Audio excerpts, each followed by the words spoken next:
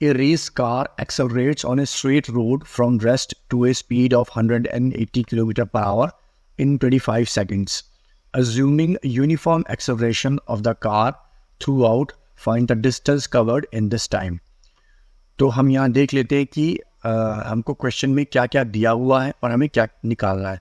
तो हमको जो दिया हुआ है तो हम देखते हैं. सबसे पहले जो हमको दिया हुआ है कि कार रेस्ट से शुरू होती है, ठीक है. उसके बाद एक्सेलरेट करती है और उसकी जो वेलोसिटी है वो 180 किलोमीटर पर आवर तक पहुंच जाती है. कितने टाइम में? 25 सेकंड्स में. और उसका जो एक्सेलरेशन है वो यूनिफॉर्म एक्सेलरेशन है, ठीक है. तो हमें डिस्टेंस फाइंड आउट करना है. अच्छा, तो अब हम यहाँ लिख लेते हैं कि हमको क्या क्या दिया हुआ है. हमको सबसे पहले तो हमको यहाँ पर दिया हुआ है रेस्ट से शुरू होती है. तो रेस्ट से शुरू होने का मतलब है कि जो उसकी initial velocity that is u is equal to 0 है, ठीक है. और उसकी स्पीड 180 किलोमीटर पर आवर तक पहुंच जाती है, दैट इज v, यानी final velocity 180 kilometre per our, ठीक है. 180 किलोमीटर पर आवर, ठीक है. टाइम कितना दिया हुआ? t is equal to 25 seconds, ठीक है. और हमसे क्या पूछा हुआ है? हमसे पूछा हुआ है डिस्टेंस.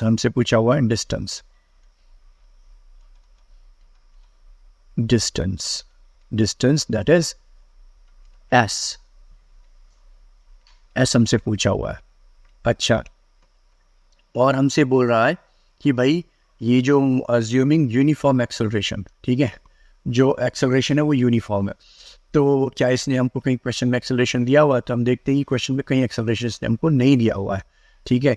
तो इसमें हमको ए भी फाइंड आउट करना पड़ेगा. तो ए भी हमको इसमें फाइंड आउट करना पड़ेगा, तभी हम ये डिस्टेंस फाइंड आउट कर पाएंगे, ठीक है. तो हमारी एक्सेलरेटेड मोशन की इक्वेशंस क्या क्या होती हैं? v is equal to u plus at,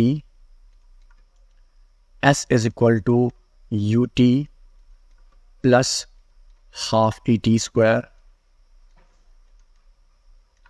and v square is equal to u square plus 2as, ठीक है.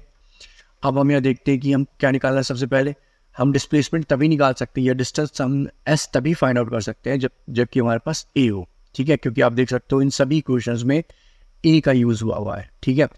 तो कौन सी इक्वेशन हम यूज़ कर सकते हैं a निकालने के लिए? ये इस बात पर निर्भर करता है कि हमें दिया क्या क्या है. तो हमको v दिया हुआ है, हमको u दिया हुआ है, v दिया हुआ है और t दिया हुआ है. तो हम यहाँ देखते हैं कि ऐसी इक्वेशन जिसमें v u n t हो वो ये वाली है, v u n t. इस इक्वेशन का इस्तेमाल करके हम a फाइंड आउट कर सकते हैं बहुत आसानी से. तो हम यहाँ रख देते हैं v is equal to u plus A T, ठीक है. तो v कितना है? v है 180 किलोमीटर पर आवर. सो इस v को हम कन्वर्ट कर लेते हैं मीटर पर सेकंड में. So v is equal to 180 kilometre per hour. तो इसे हम मीटर पर सेकंड में कन्वर्ट कर लेते हैं. तो उसके लिए हम इसमें 5/18 का मल्टीप्लाई कर देंगे. तो 18 धाम 180 और 10 5 जा 50, ठीक है. सो ये हमारा v आ गया 50 metre per second, 50 metre per second, ठीक है. अब हमारी जो ये इक्वेशन है इसमें हम वैल्यूज को पुट करते हैं. तो v है हमारी 50, u है 0, a हमें फाइंड आउट करना है और t है हमारा 25 सेकेंड्स, ठीक है. तो अब हम यहाँ पर a फाइंड आउट कर लेते हैं. a is equal to 50/25. So a हमारा आ गया 2 metre per second square. a is equal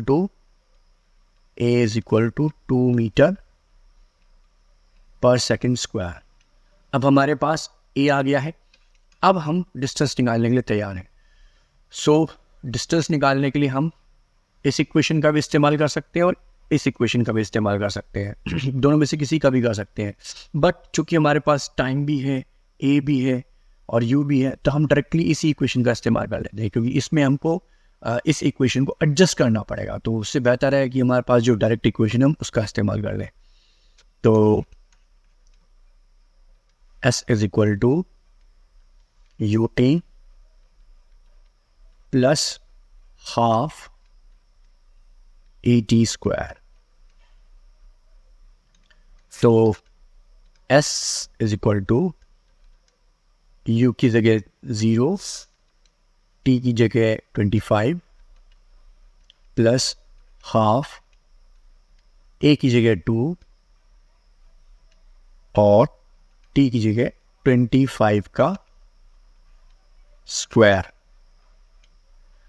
तो ये जो है 25 इंटू 0, ये तो 0 हो गया। S इज इक्वल टू 0 और यहाँ पर हम 2 से 2 को कैंसिल आउट कर देते हैं, 2 से 2 को कैंसिल आउट कर देते हैं।